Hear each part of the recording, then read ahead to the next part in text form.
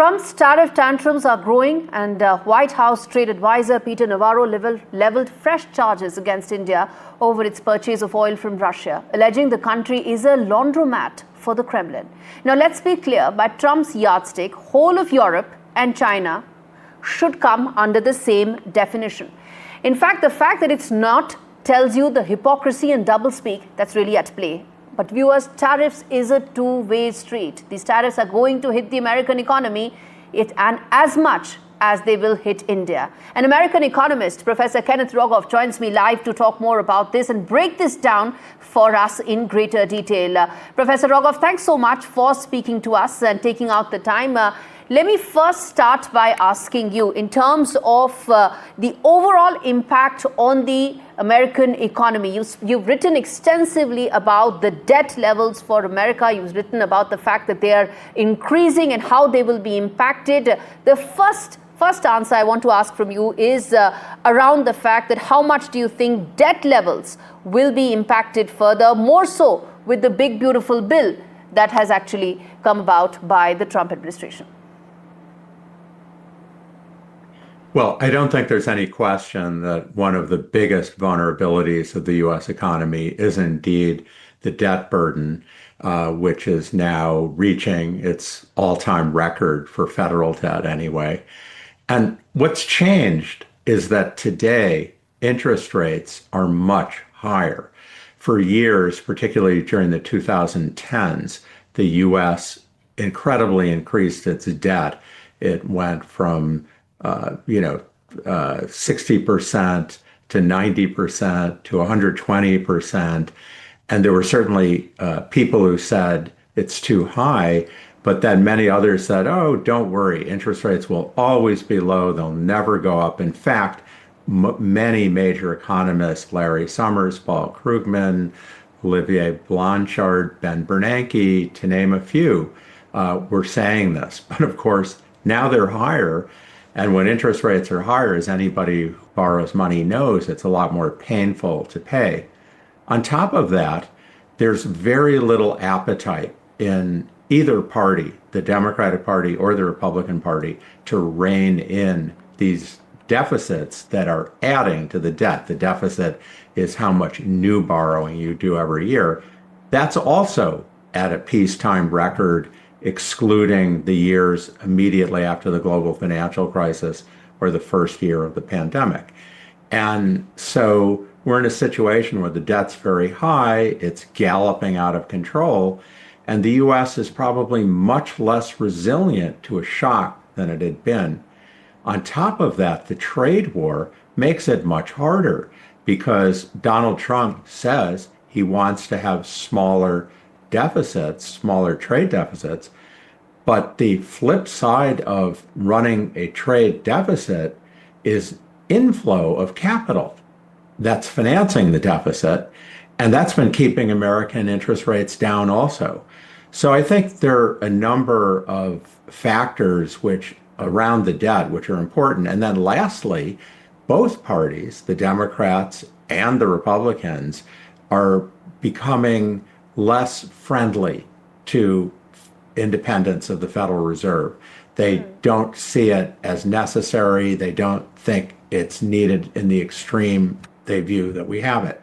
Okay. And if the Federal Reserve loses its independence, that's going to lose the inflation anchor that's been holding things together. And that too is a concern. And finally, I don't expect this to blow up tomorrow.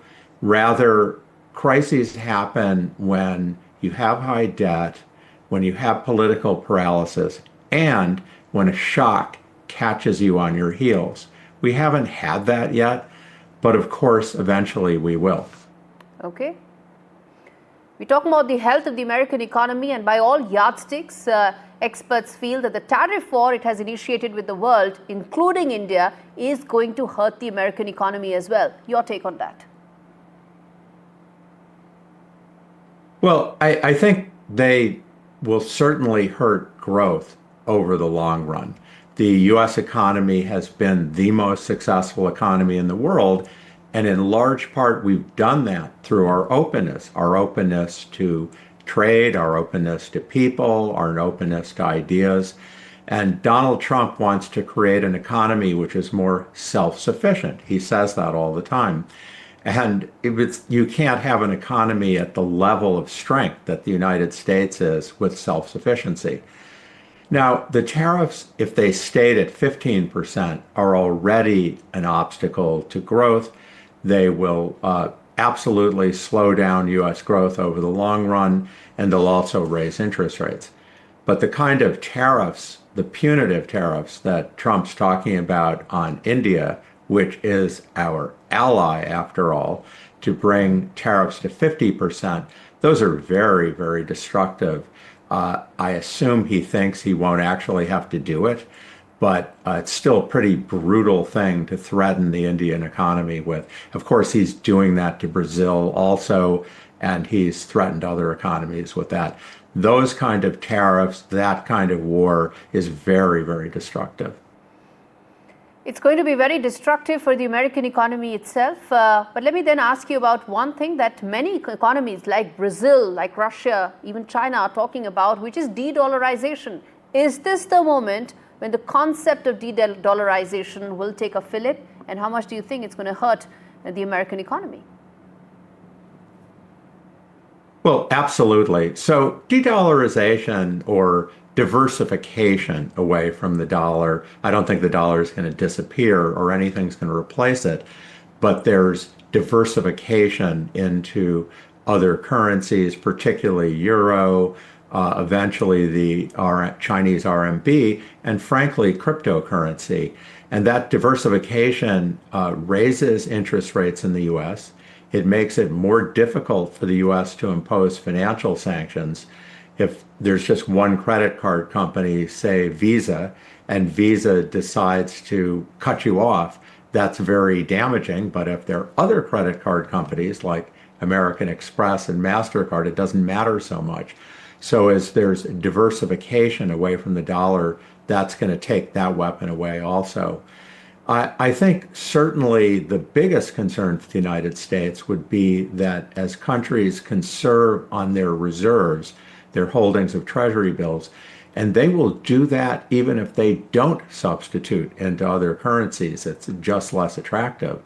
That also is going to raise interest rates. And coming back to the first issue we discussed, that's going to make the debt problem harder to resolve for the United States. If the debt problem becomes harder to resolve, it will impact American economy's growth, and by virtue, it will impact the world growth as well. Everybody around the world will be impacted if American economy slows down. How do you see world growth getting impacted if the debt problem that Donald Trump has himself started with the big beautiful bill is not addressed? Well, anytime there's a lot of volatility coming out of the United States, it's not good for anybody. And we saw this certainly during the 1970s, which was, I think, the closest analogy to what we're seeing today, where the U.S. had very high inflation and it was very destabilizing for the world. I think we're likely to go through a period over the next few years of much higher volatility in exchange rates, much higher volatility in interest rates. The big question is whether we do get a burst of inflation to try to temporarily resolve the debt problem. And if that happens, of course, it's destabilizing for the whole world. I mean, it's bad if China goes into recession. It's bad if Europe goes into recession, but it's particularly bad if there's volatility coming from the United States.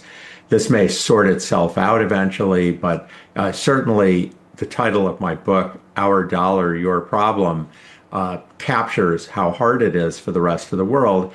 It's also ironic because our dollar, when we have high inflation, instability, it's our problem too in the United States. I agree that this is something that the world will get impacted by, but I have to ask you this. Many people have been thinking that how long do you think the elbow room for Trump administration actually exists? It's already been 6 months. He's made some drastic moves with regard to economic policies, big beautiful bill being one, tariff war being another. How far do you think he has this elbow room before finally somebody in the Oval Office will have to come back and say these economic policies are not working? How long do you think before that happens? I don't think the Trump administration is going to take so many measures to mitigate the adverse impact. They're confident that interest rates will go back to their level from the 2010s. Good luck with that. I mean, they might be right. They also think growth is going to be so amazing that tax revenues are going to go up. And I think, although I'm a big believer in AI, I think that too is overly optimistic.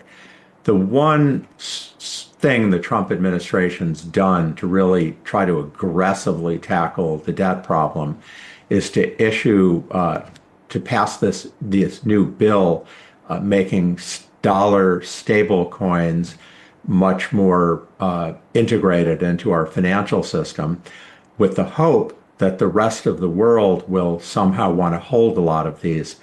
That may be, it's a big issue, but I think what they're overlooking is that the stable coins, as they envision them, will also facilitate tax evasion, illegal activity, not just in India, Europe, China, but in the United States. And they may cause more, they may cause more problems than the Trump administration seems to realize. Of course, Trump himself holds billions of dollars in Bitcoin, and the optics of this from a conflict of interest point of view are very bad. Not one for giving much importance to optics, is it, as far as Donald Trump is concerned? Final question, Professor Rogoff, which is that 27th of August is when the secondary tariffs kick in for India. How do you see the larger India-US relationship post these 50% tariffs that are levied on, quote-unquote, an ally or a partner that US describes India as? I mean, this is a very costly measure politically. I mean, economically, it's not as big as it seems because Russian oil now, the price India is paying is not that much less than the world market prices. We're in a time where there's a global oil glut to some extent, and it's not that severe. But the optics, the supposed friendship between Trump and Modi, India's, it's not good for that. I mean, India's the coming giant. China's growth is slowing down. India's accelerating. India's becoming or has become the fourth largest economy. It's extremely important. And, you know, taking this measure of basically beating up on India in order to impose sanctions, while understandable from one perspective, I think the Trump administration really underestimates the damage. They think they can just fix it. They think they can just say, just kidding, tariffs are going away, we never really meant it.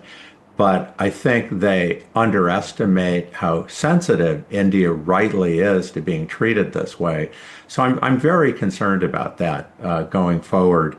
I think this is one area where the Trump administration may be doing lasting damage. He thinks he can fix it quickly. I hope so. I don't know. All right. We leave it there. Professor Rogoff, thanks so much for speaking to me on NDTV and for some of the points that you've made.